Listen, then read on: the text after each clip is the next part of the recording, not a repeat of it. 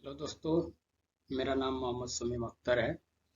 Keep dot continue पे आपका स्वागत है। दोस्तों, मैं एक इंग्लिश ग्रामर का कंप्लीट कोर्स लेके आया हूँ। इसमें इंग्लिश ग्रामर को बिल्कुल बेसिक से सिखाई जाएंगी। अगर आपका इंग्लिश बहुत ही कमज़ोर है, आप कुछ नहीं जानते हैं इंग्लिश में, तो आप चिंता मत कीजिए। ये कोर्स कंप्लीट करने के बाद आपका इंग्लिश बहुत ही स्ट्रॉन्ग हो जाएगा।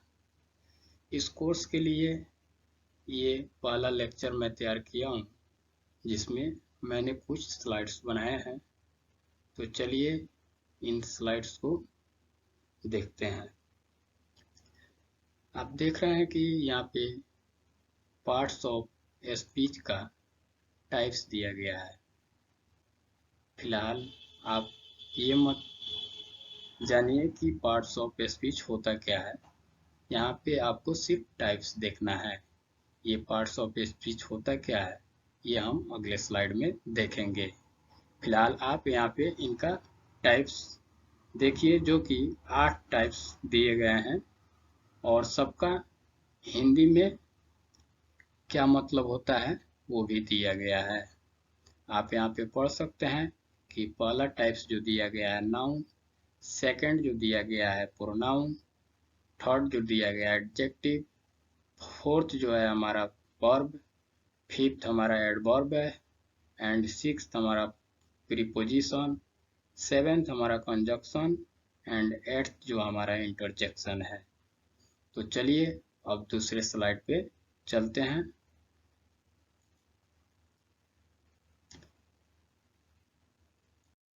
यहाँ पे आप देख सकते हैं कि यहाँ पे पार्ट्स ऑफ स्पीच का डिफिनीशन दिया गया है।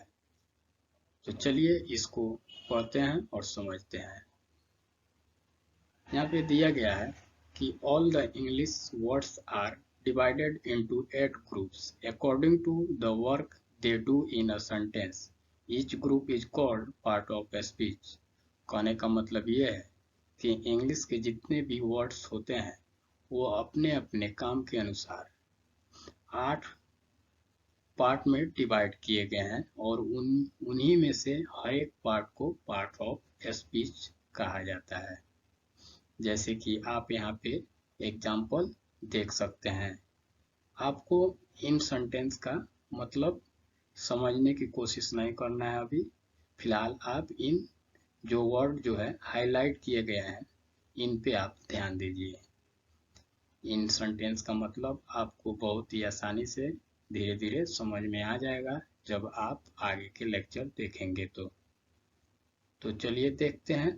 पहला एग्जाम्पल जो है हमारा, इसमें एक वर्ड जो यूज हुआ है लव, और दूसरा भी सेंटेंस जो है हमारा उसमें भी लव वर्ड ही यूज हुआ है, बट यहाँ पे सेम वर्ड को अलग अलग तरह से यूज किया गया है। यहाँ पे आप देख सकते हैं कि जी यहाँ पे जो लव है ये वर्ब की तरह काम कर रहा है, और यहाँ पे जो वर्ड है वो नाउन की तरह काम कर रहा है। तो आप समझ सकते हैं कि एक सेंटेंस, दो सेंटेंस, तीन सेंटेंस, कितनाओं भी सेंटेंस में एक वर्ड को ही अलग अलग तरह से यूज किया जा सकता है, और इसी तरह उनको अलग अलग पार्ट्स ऑफ स्पीच में डिवाइड भी किया जा सकता है। इसी तरह आप देख सकते हैं तीसरा और चौथा एग्जाम्पल, जो कि सेम वर्ड को दोनों सेंटेंस में अलग अलग तरह से यूज किया गया है। जैसे कि आप देख सकते हैं यहाँ पे फास्ट ये एडजेक्टिव की तरह काम कर रहा है, जबकि चौथे एग्जाम्पल में आप देख सकते हैं कि वही वर्ड यहाँ पे एडवर्ब की तरह काम कर रहा है। इसी तरह आप देख सकते हैं पांचवा एग्जाम्पल, जो कि हमारा है she is playing in the field. यहाँ पे जो वर्ड इन है वो प्रीपोजिशन की तरह काम कर रहा है।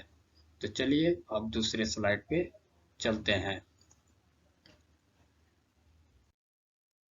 यहाँ पे आप देख सकते हैं कि पार्ट्स ऑफ स्पीच का जो पहला टाइप्स होता है नाउन, उसको यहाँ पे एक्सप्लेन किया गया है। आप यहाँ पे देख रहे हैं कि यहाँ पे उसका डेफिनेशन दिया गया है। A noun is the name of a person, animal, place, thing, feeling और आइडिया। कहने का मतलब ये है कि नाउन किसी भी व्यक्ति, जानवर, स्थान, वस्तु, भाव या विचार के नाम को नाउन बोला जाता है। आप यहाँ पे एग्जाम्पल से समझ सकते हैं कि पहला एग्जाम्पल में हमारा दिया गया है, there is a book on the table. यहाँ पे दो वर्ड है, बुक एंड टेबल, ये दोनों ही नाउन है। इसी तरह दूसरे एग्जाम्पल में, द काउ गिव्स मिल्क, यहाँ पे दो वर्ड है, काउ एंड मिल्क, ये दोनों ही नाउन है। तीसरा एग्जाम्पल आप देख सकते हैं कि I can't forget her love, यहाँ पे जो वर्ड लव है ये भी नाउन है। चौथा एग्जाम्पल आप देख सकते हैं, इंडिया इज अ कंट्री, इसमें भी दो वर्ड हैं, इंडिया एंड कंट्री, ये दोनों ही नाउन है। पांचवा एग्जाम्पल आप देख सकते हैं, विशाल इज अ स्टूडेंट, ये दोनों ही वर्ड विशाल एंड स्टूडेंट, ये दोनों ही नाउन है। यानी किसी भी नाम को, किसी भी वस्तु, व्यक्ति, कुछ भी हो, उसके नाम जो होता है उसे नाउन बोलेंगे। अब चलिए दूसरे स्लाइड पे चलते हैं। यहाँ पे आप देख सकते हैं कि टाइप्स ऑफ नाउन, यानी जो पार्ट्स ऑफ स्पीच का पहला टाइप्स जो नाउन था उसको यहाँ पे 5 पार्ट में डिवाइड किया गया है। यहाँ पे दिया गया है, पहला इसका टाइप्स है प्रॉपर नाउन, दूसरा कॉमन नाउन, तीसरा कलेक्टिव नाउन, चौथा और मटेरियल नाउन और पांचवा अब्स्ट्रैक्ट नाउन है। इन सारे पार्ट्स को डिटेल्स में पढ़ेंगे हम अगले स्लाइड में। तो चलिए अगले स्लाइड पे चलते हैं। यहाँ पे आप देख सकते हैं कि नाउन का जो पहला टाइप्स था प्रॉपर नाउन, उसको यहाँ पे एक्सप्लेन किया गया है। तो चलिए इसको समझते हैं। यहाँ पे दिया गया है, proper noun is the name of a particular person, animal, place और थिंग। यानी कहने का मतलब ये है कि प्रॉपर नाउन वो नाउन है जो किसी व्यक्ति, जानवर, स्थान या वस्तु के खास नाम जो होता है उसे प्रॉपर नाउन बोला जाता है। यहाँ पे आप एग्जाम्पल से समझ सकते हैं कि यहाँ पे श्याम दिया गया है, यानी श्याम का मतलब किसी लड़के की ये खास नाम है और खास नाम होने की वजह से ही ये प्रॉपर नाउन कहलाता है। यहाँ पे दूसरा एग्जाम्पल आप देख सकते हैं कि दिल्ली ये एक शहर का नाम है और ये भी एक शहर का खास नाम है, इसलिए इसे प्रॉपर नाउन बोला जाएगा। यहाँ पे इसी तरह आप देख सकते हैं पटना।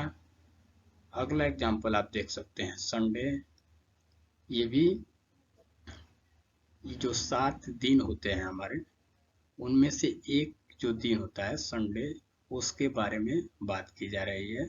यानी उस दिन का ये खास नाम है, इसलिए इसे प्रॉपर नाउन बोला जाएगा।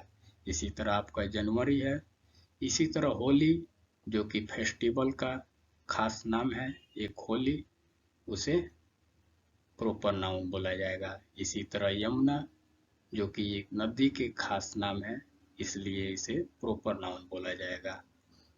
द हिंदुस्तान टाइम्स ये एक न्यूज़पेपर का खास नाम है, इसलिए इसे प्रॉपर नाउन बोला जाएगा। आप इन वर्ड्स का इन सेंटेंस में देख सकते हैं कि कैसे यूज किए गए हैं। जैसे कि हमारा पहला सेंटेंस है, श्याम प्लेज क्रिकेट। दूसरा सेंटेंस है, Sunday is the name of day. And third sentence जो है, Holi is a festival. And fourth sentence जो है, I am coming from Patna. And fifth sentence जो है हमारा, the level of water in Yamuna has fallen down. अब चलिए अगले स्लाइड पे चलते हैं। यहाँ पे आप देख सकते हैं कि यहाँ पे जो नाउन का दूसरा टाइप था कॉमन नाउन, वो यहाँ पे एक्सप्लेन किया गया है। तो चलिए इसको अच्छी तरह से समझते हैं। यहाँ पे दिया गया है a common noun is a name given in common to every person, animal, place और thing of the same class. यानी कहने का मतलब ये है कि कॉमन नाउन वो नाउन है जो किसी व्यक्ति, जानवर, स्थान या वस्तु के जाति के बारे में बताता है, तो उसे कॉमन नाउन कहते हैं। जैसा कि आप एग्जाम्पल देख रहे हैं, यहाँ पे पेन दिया गया है, तो आप पेन से क्या समझ रहे हैं? यानी ये पेन सिर्फ बोलने से ये पेन की जितने भी कैटेगरी होती है सबके बारे में बात हो रहा है, यानी कि इससे जाति का बोध हो रहा है। पेन एक जाति है और उसी जाति से ये बिलोंग कर रहा है, इसलिए इसे कॉमन नाउन बोला जाएगा। इसी तरह आप देख सकते हैं कि यहाँ पे रिवर दिया गया है, जो कि किसी खास नदी के बारे में न बात करते हुए किसी भी नदी के बारे में इससे पता चल रहा है। सिर्फ रिवर कहने से किसी खास नदी के बारे में पता नहीं चल रहा है, इसलिए ये कॉमन नाउन होगा। वही किसी खास नदी के बारे में बात किया जाता, जैसे कि पिछले स्लाइड में यमुना था, तो वो एक प्रॉपर नाउन था, पर यहाँ पे सिर्फ रिवर दिया गया है, तो ये कॉमन नाउन है। आप देख सकते हैं इनका यूज इन सेंटेंसों में यूज करके दिखाया गया है कि जैसे he is a boy, second है there is a table in the room, third जो है he is a man, and fourth जो है pen is used for writing. चलिए अब अगले स्लाइड पे चलते हैं। यहाँ पे आप देख सकते हैं कि नाउन का जो चौथा टाइप था वो यहाँ पे दिया गया है। चौथा नहीं, सॉरी, ये तीसरा टाइप्स है। आप देख सकते हैं कि नाउन का तीसरा टाइप्स यहाँ पे दिया गया है। चलिए इसको समझते हैं। यहाँ पे दिया गया है collective noun denotes the group of place और थिंग्स और एनीथिंग। यानी कहने का मतलब ये है कि कलेक्टिव नाउन वो नाउन है जो किसी स्थान, वस्तु या किसी भी चीज का समूह का जो नाम होता है उसे कलेक्टिव नाउन बोला जाता है। आप देख सकते हैं यहाँ पे पीपुल, यानी ये ग्रुप के बारे में पता चल रहा है कि कुछ लोगों के बारे में बात की जा रही है, इसलिए ये कलेक्टिव नाउन है। ऐसे ही आप देख सकते हैं यहाँ पे क्राउड, ये क्राउड किसी भीड़ के बारे में यानी किसी समूह के बारे में बात की जा रही है, इसलिए उस भीड़ के नाम को कलेक्टिव नाउन बोलेंगे। यहाँ पे आप तीसरा एग्जांपल देख सकते हैं बैच, जो कि एक बैच में एक से ज़्यादा स्टूडेंट हो सकते हैं और उन ग्रुप का एक नाम है बैच, जिसे कलेक्टिव नाउन बोलेंगे। इसी तरह यहाँ पे टीम है, फैमिली है। इन सबको यहाँ पे यूज करके दिखाया गया है सेंटेंस में, आप देख सकते हैं। जैसे some people are very honest and there is a very crowd in the market.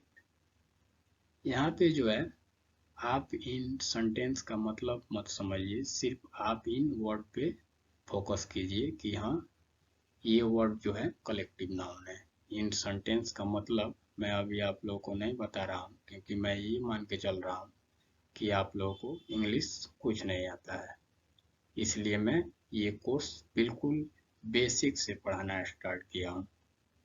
तो चलिए अब अगले स्लाइड पे चलते हैं।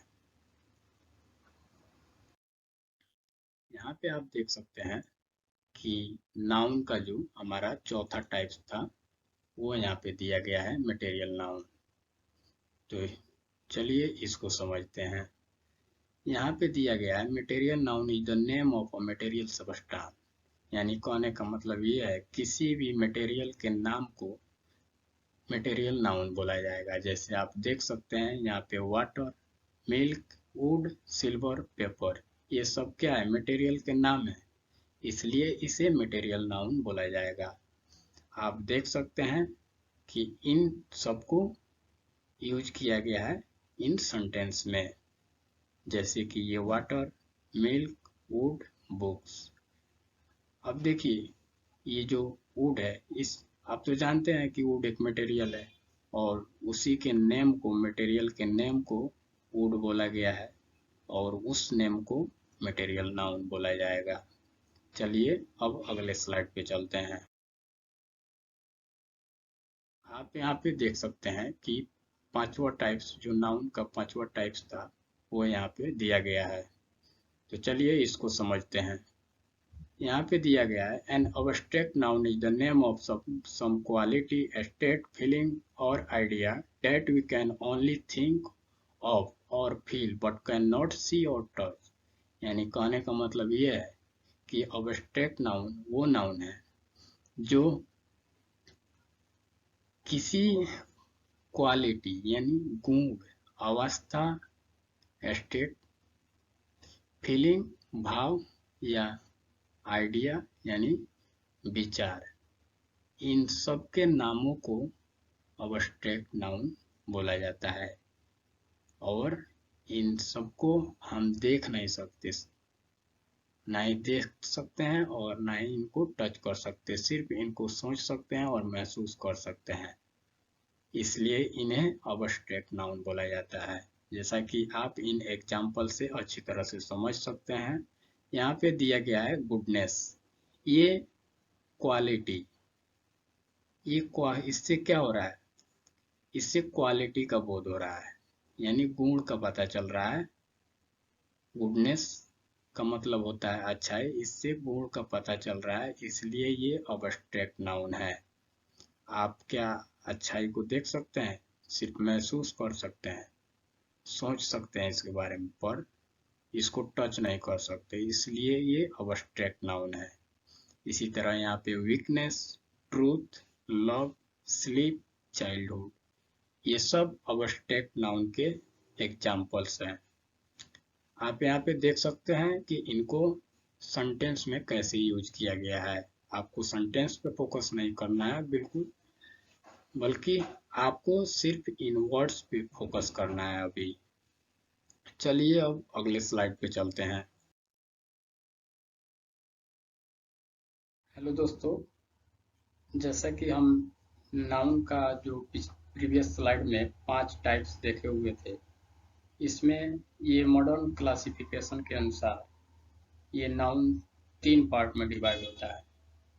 इसमें से पहला जो है प्रॉपर नाउन, दूसरा काउंटेबल नाउन और तीसरा हमारा अनकाउंटेबल नाउन होता है। देखिए काउंटेबल नाउन होता क्या है, the noun which can be counted, यानी कि वो नाउन जो गिना जा सकता है, यानी जिसको काउंट किया जा सकता है, उसे काउंटेबल नाउन कहेंगे। Uncountable noun just countable noun के ऑपोजिट है, कि जिसको नहीं गिना जा सकता उसे अनकाउंटेबल नाउन कहेंगे। यहाँ पे देखेंगे आप कि ये जो है कॉमन नाउन और कलेक्टिव नाउन दोनों को ही मिला के काउंटेबल नाउन कहा जाता है, और मटेरियल नाउन, अब्स्ट्रैक्ट नाउन, ये दोनों को ही मिला के अनकाउंटेबल नाउन कहा जाता है। उम्मीद है आप लोगों को ये वीडियो पसंद आया होगा। Thank you.